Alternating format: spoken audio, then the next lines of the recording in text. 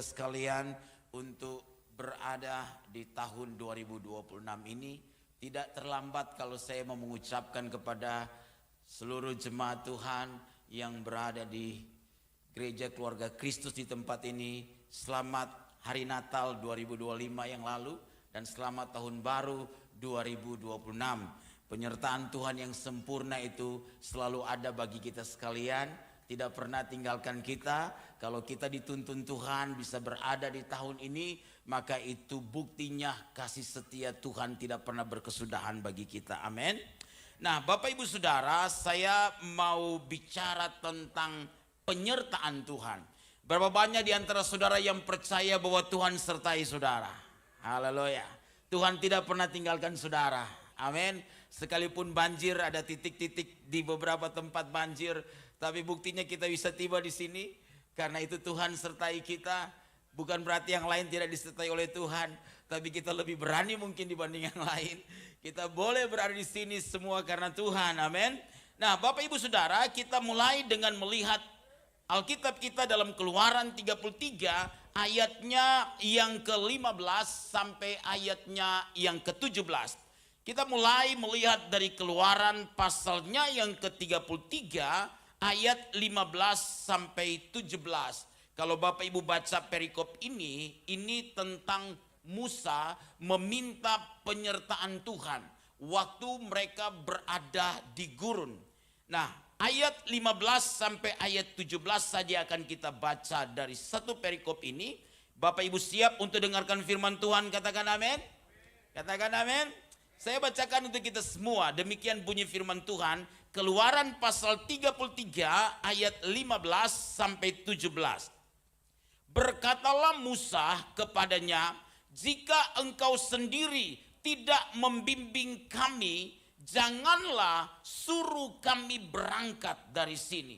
Dari manakah gerangan akan diketahui bahwa aku telah mendapat kasih karunia di hadapanmu, yakni aku dan umatmu ini? Bukankah karena engkau berjalan bersama-sama dengan kami, sehingga kami, aku dengan umatmu ini dibedakan dari segala bangsa yang ada di muka bumi ini? Berfirmanlah Tuhan kepada Musa, juga hal yang telah kau katakan ini akan kulakukan, karena engkau telah mendapat kasih karunia di hadapanku dan aku mengenal engkau. Nah, Bapak Ibu Saudara dikasihi oleh Tuhan, kita membutuhkan penyertaan Tuhan dalam hidup kita. Karena tanpa penyertaan Tuhan dalam hidup saya dan saudara, kita tidak bisa melangkah lebih jauh dalam hidup ini. Tanpa penyertaan Tuhan dalam hidup kita, apa yang kita rencanakan, apa yang akan kita kerjakan, apa yang kita lakukan dalam hidup ini, dan secara khusus di tahun 2026 ini, kita tidak dapat melihat bagaimana Tuhan berkarya dalam hidup saya dan saudara. Karena itu kita membutuhkan penyertaan Tuhan, Bapak Ibu Saudara. Kalau saya dan Bapak Ibu Saudara memahami makna penyertaan Tuhan dengan benar dalam hidup ini, maka kita tidak mungkin akan khawatir dalam hidup ini. Amin. Kalau kita memahami dengan benar makna penyertaan Tuhan dalam hidup kita, maka kita tidak mungkin khawatir dalam hidup ini. Kalau kita paham dengan benar penyertaan Tuhan dalam hidup kita, tidak mungkin kita akan goyah dalam menjalani hidup ini. Tapi kita tetap akan teguh, akan tabah, akan sabar dalam menjalani hidup ini apapun yang terjadi. Kenapa banyak orang khawatir dalam hidup ini? Yang ada dalam pikirannya, jangan-jangan saya selanjutnya nih. Jangan-jangan, wah, banjir melanda seluruh daerah yang ada di Jakarta. Saudara-saudara, kenapa kita menjadi khawatir sih dalam hidup ini? Kenapa kita menjadi takut sih dalam hidup ini? Karena kita kurang memahami tentang penyertaan Tuhan. Kalau kita sadar bahwa penyertaan Tuhan itu begitu sempurna dalam hidup saya dan saudara, maka apapun yang terjadi dalam hidup kita, apapun yang kita alami dalam hidup kita, kita percaya itu hal yang menyukakan, itu hal yang mendukakan, itu kita berada di jalan yang baik, diizinkan Tuhan mengalami liku-liku dalam hidup ini, tetapi kita percaya ada Tuhan yang tidak pernah tinggalkan saya dan saudara. Alkitab beritahu kepada kita sekalian bahwa jangan takut, jangan bimbang. Karena Tuhan berkata, aku ini Tuhan Allahmu. Aku akan memegang engkau dengan tangan kananku dan membawa engkau kepada kemenangan demi kemenangan. Kalau kita menyadari penyertaan Tuhan itu ada dalam hidup saya dan saudara, maka sekalipun ada badai, langit runtuh sekalipun, kita bisa tetap berdiri kokoh di atas iman kita. Tapi kalau kita nggak menyadari penyertaan Tuhan, baru ada masalah kecil saja, telepon gembala langsung berdering. Baru ada pergumulan kecil saja, orang tua langsung ditelepon. Baru ada beban sedikit saja, kita berpikir ya Tuhan gak ada bersama dengan kita. Ya Tuhan tidak memimpin kita. Kalau kita sadar penyertaan Tuhan saudara-saudara sempurna atas hidup saya dan saudara, maka kita dapat menjalani hari-hari hidup kita bersama dengan Tuhan, dengan iman bersama dengan Tuhan. Katakan amin. Apa itu penyertaan Tuhan? Kalau begitu saudara-saudara, penyertaan Tuhan itu adalah kehadiran Tuhan yang menyertai saya dan saudara. Penyertaan Tuhan itu berarti kehadiran Tuhan yang membimbing saya dan saudara. Penyertaan Tuhan itu berarti bahwa kehadiran Tuhan yang memberikan kekuatan kepada saya dan saudara. Penyertaan Tuhan itu berarti kehadiran Tuhan yang memberikan perlindungan bagi saya dan saudara di seluruh area hidup kita, di seluruh jalan hidup saya dan saudara. Amin.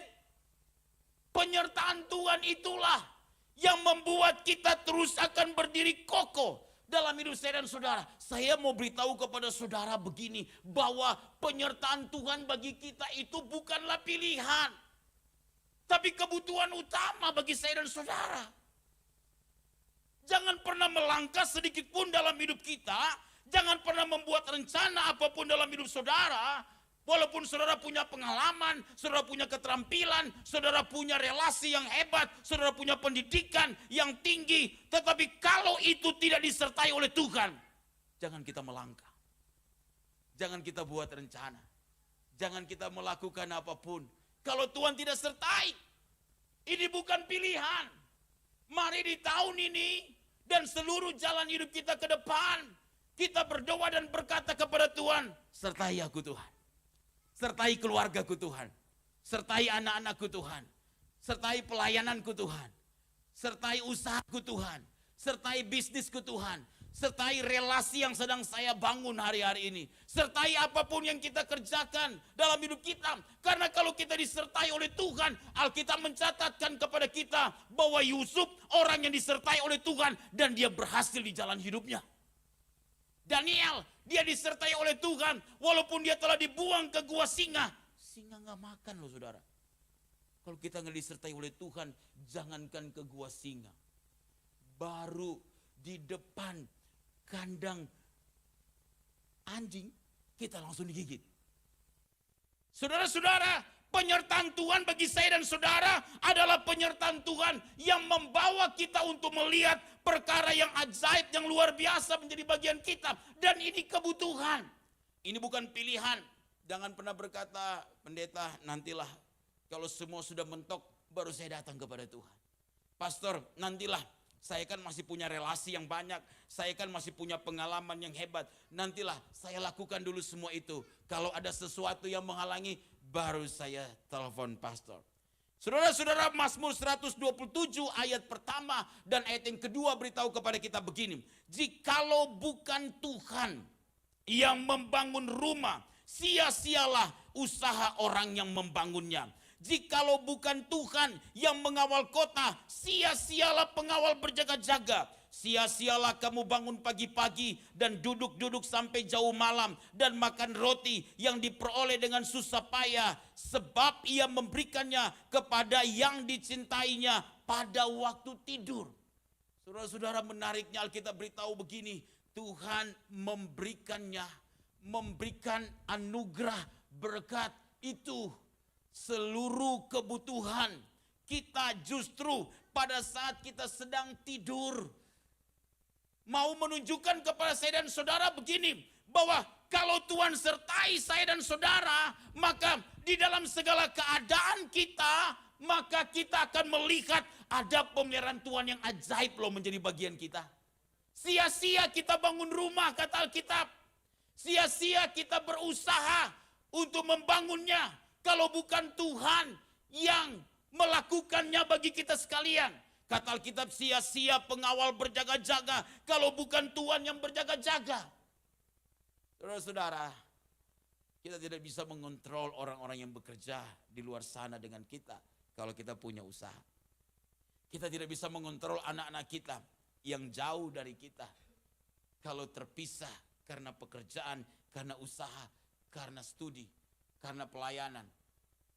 Tapi kita tahu kalau Tuhan sertai mereka, maka Tuhan yang jaga mereka. Kalau Tuhan sertai mereka, maka Tuhan yang membentengi hidup mereka.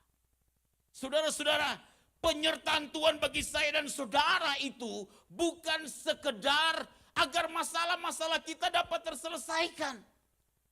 Tapi penyertaan Tuhan bagi saya dan saudara yang Tuhan rindukan adalah agar kita boleh mengerti rencana Tuhan dan agar kita dapat berjalan bersama dengan Tuhan dalam hidup ini. Saya percaya Tuhan dapat menyelesaikan seluruh persoalan kita dengan cara Tuhan yang ajaib ketika kita bergantung kepada Tuhan. Tapi penyertaan Tuhan tidak hanya dimaksudkan agar, oh ya kalau Tuhan sertai kita, kita berhasil. Oh ya kalau Tuhan sertai kita, ada masalah, kita temukan jalan keluar. Oh ya kalau Tuhan sertai kita, ada jalan buntu, dibukakan oleh Tuhan dalam hidup saya dan saudara. Tetapi penyertaan Tuhan bagi kita Bapak Ibu Saudara, itu dimaksudkan adalah agar kita mengerti rencana Tuhan dalam hidup kita. Agar kita bisa berjalan bersama dengan Tuhan. Kadang kan kita tidak paham apa rencana Tuhan. Kita mau rencana kita yang terjadi. Biasanya sesudah satu peristiwa berjalan, baru kita tahu, untung saya nggak jadi nikah dengan dia. Kalau saya jadi nikah dengan dia, saya korban rupanya. Tapi dulu kita kan ngebet banget kan. Sampai pendeta nasihati kita bilang, pendeta sih nggak tahu hati saya. Sampai orang tua nasihati kita bilang, mama sih yang mau menikah. Saya kan yang jalani hidup ini. Sampai sahabat kita nasihati kita bilang, mungkin kamu yang mau sama dia sehingga kamu halangi saya. Tapi pada satu titik ketika Tuhan punya cara untuk menyadarkan kita, kita sampai pada satu kesimpulan, untung saya nggak jadi dengan dia. Kita berterima kasih untuk semua nasihat-nasihat yang ada. Saudara-saudara, penyertaan Tuhan bagi saya dan saudara adalah untuk membuat perjalanan kita berbeda. Kalau Tuhan sertai kita, perjalanan kita akan berbeda dengan orang-orang yang ada di dunia ini. Katakan amin. Saudara-saudara, Tuhan berikan banyak tanggung jawab kepada kita, saya percaya itu. Saudara harus bersyukur kalau saudara sibuk. Yang saudara harus pikirkan kalau saudara mulai nggak sibuk. Berarti kalau Bapak Ibu Saudara sibuk, Tuhan percayakan banyak hal kepada Bapak Ibu, bukan? Tapi kalau Tuhan sertai saudara, sekalipun saudara banyak pekerjaan, saudara sibuk, Tuhan berikan hikmat kepada saudara untuk mengatur, mengelola semuanya dengan baik. Amin. Bukan dalam golongan 7P, pergi pagi-pagi, pulang petang-petang, pendapatan pas-pasan. Tapi karena Tuhan sertai kita, kita berbeda dengan orang yang berada di dunia ini. Karena Tuhan sertai kita, perjalanan kita di tahun 2026 ini akan berbeda. Amin. Ini yang dikatakan oleh Musa. Alkitab berkata begini kepada kita sekalian dalam Keluaran 33 ayat yang ke-16. Dari manakah gerangan akan diketahui bahwa aku telah mendapat kasih karunia di hadapanmu, yakni aku dengan umatmu ini. Bukankah karena engkau berjalan bersama-sama dengan kami, sehingga aku dengan umatmu ini dibedakan dari segala bangsa yang ada di muka bumi ini. Saudara-saudara, walaupun mereka berjalan di padang gurun, Musa berkata kepada Tuhan, sertai kami Tuhan. Karena kalau kamu nggak sertai kami, jangan izinkan kami berangkat seperti yang engkau mau. Tapi Musa beritahu juga, bukankah kalau engkau menyertai kami, kami dibedakan dari segala bangsa yang ada di muka bumi ini? Saudara-saudara, ada berkat yang umum dan ada berkat yang khusus. Berkat khusus itu hanya kita miliki sebagai orang percaya di dalam Yesus. Bahwa kita punya keselamatan. Berkat umum yang Tuhan berkati kita berdasarkan anugerah kasih karunia secara lahiriah, itu juga bisa dialami oleh orang-orang yang ada di luar sana. Waktu kita mengalami hujan, maka ketika banjir itu tidak melihat ini rumah orang Kristen, ini rumah pendeta, atau ini rumah orang dunia.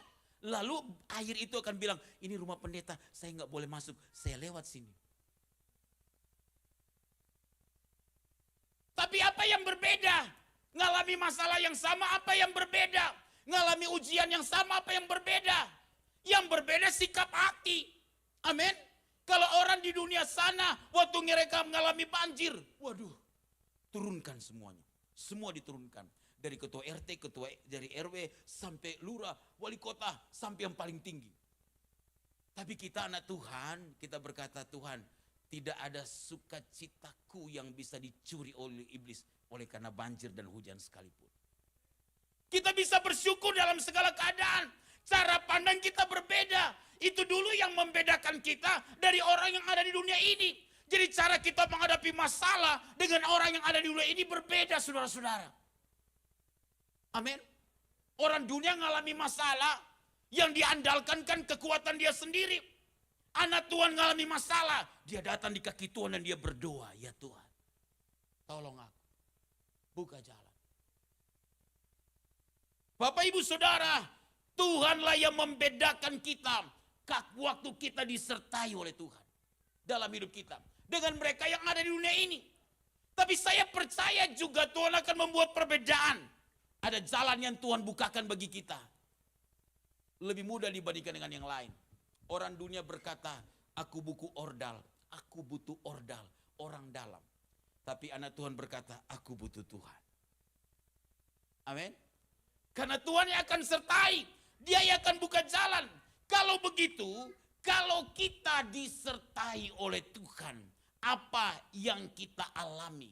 Kalau kita disertai oleh Tuhan, dari 3 ayat yang kita baca tadi, maka ini akan memberikan kepada kita gambaran. Kalau kita disertai oleh Tuhan. Yang pertama, kalau kita disertai oleh Tuhan Bapak Ibu Saudara, kita akan mengalami kasih karunia Tuhan. Saudara lihat ayat 16 dan ayat 17 dari Keluaran pasal yang ke-33. Alkitab berkata kepada kita demikian. Dari manakah gerangan akan diketahui bahwa aku telah mendapat kasih karunia di hadapanmu, yakni aku dengan umatmu ini. Bukankah karena engkau berjalan bersama-sama dengan kami, sehingga aku dengan umatmu ini dibedakan dari segala bangsa yang ada di muka bumi ini? Berfirmanlah Tuhan kepada Musa, juga hal yang telah kukatakan ini akan kulakukan, karena engkau telah mendapatkan kasih karunia di hadapanku, dan aku mengenal engkau.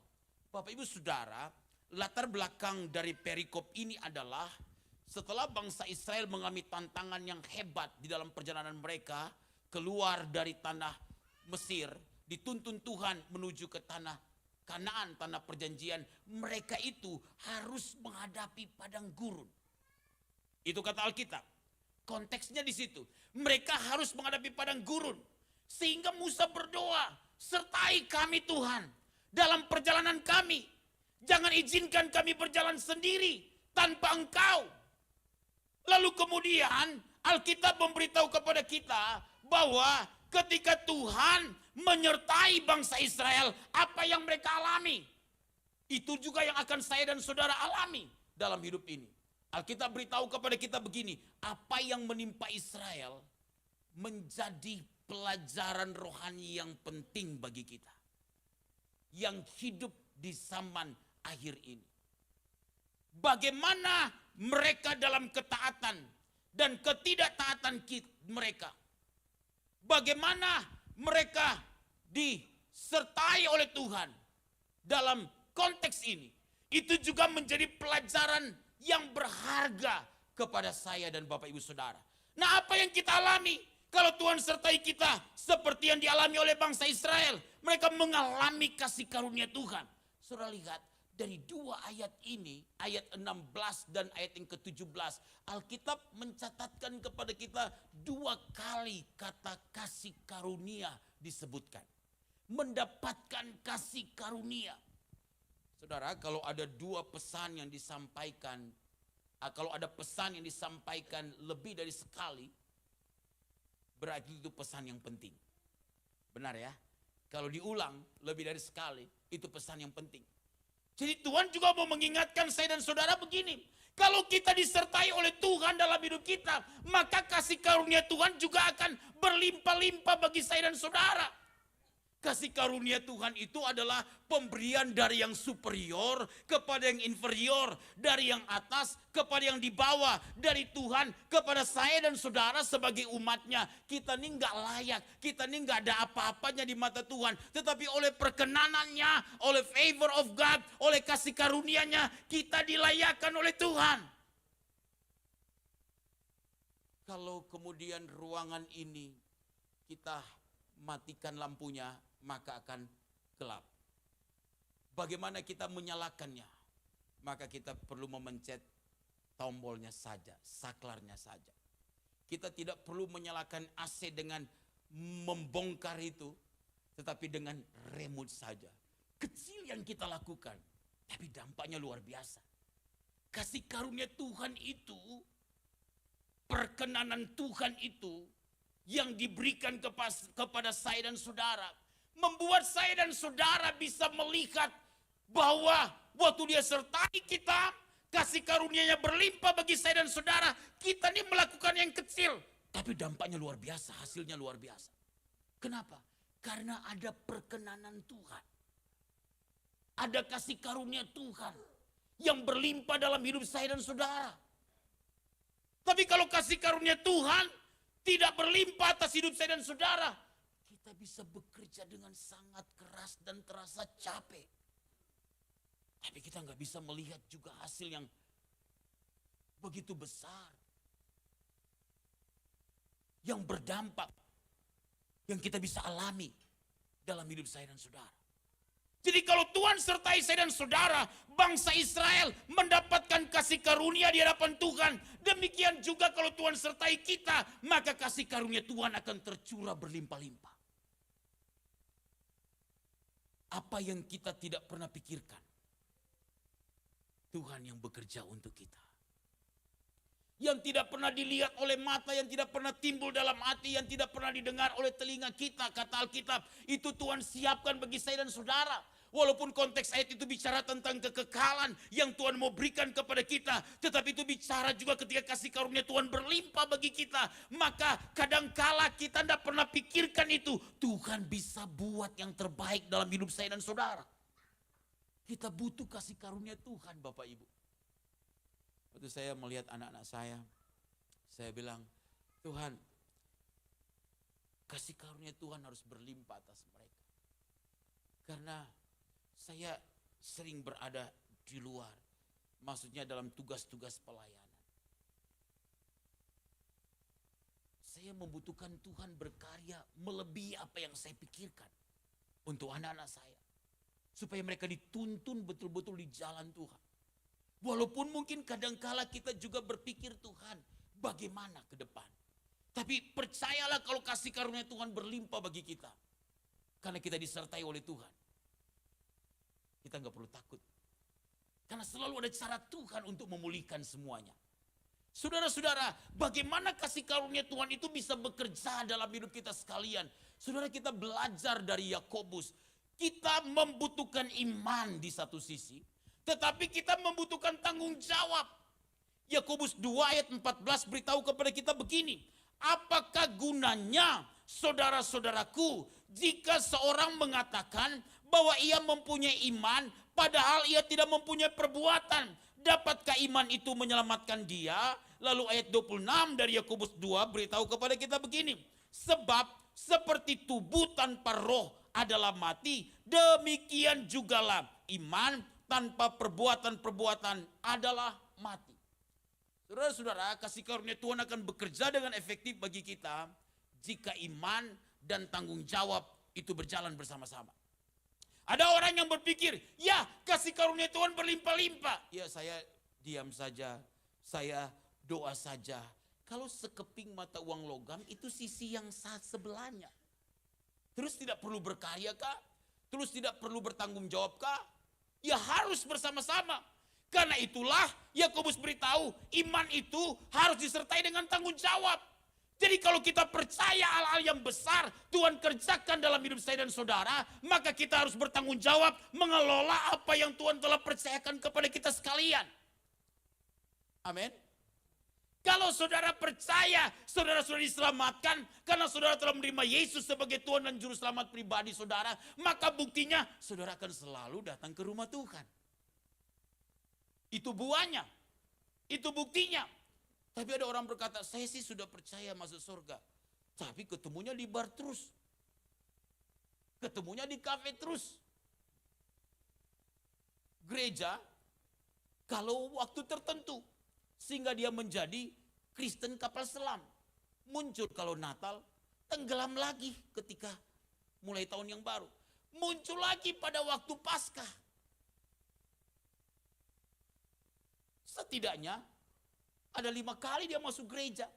Natal, Paskah, waktu dia dibaptis, dia menikah, dan kemudian dilayani pendeta kalau dia meninggal. Saudara-saudara, kasih karunia Tuhan itu berlimpah bagi kita. Dan kita perlu percayai dengan iman bahwa Tuhan tidak pernah membiarkan saya dan saudara berjalan sendiri.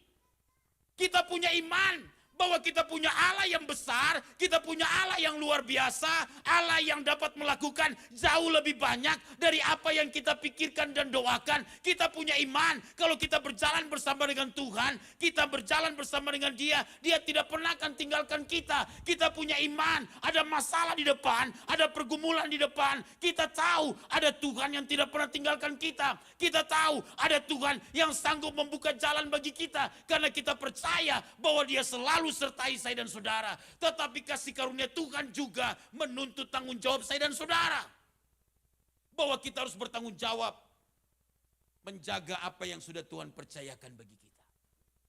Kita harus bertanggung jawab mengelola apa yang sudah Tuhan percayakan bagi kita. Apa yang sedang Tuhan percayakan kepada saudara hari-hari ini? Keluarga, jaga. Pekerjaan, bertanggung jawab. Pelayanan, bertanggung jawab. Apa yang sedang Tuhan percayakan kepada saudara? Hubungan yang baik, bertanggung jawab dengan hubungan tersebut. Apa yang sedang Tuhan percayakan kepada saudara? Itu merupakan kasih karunia Tuhan. Tetapi percayalah bahwa Tuhan memberikan hal yang besar. Tetapi lakukanlah itu dengan penuh tanggung jawab. Sehingga kedua hal ini akan berjalan bersama-sama. Sehingga kasih karunia Tuhan akan terus berlimpah bagi saya dan saudara. Amin.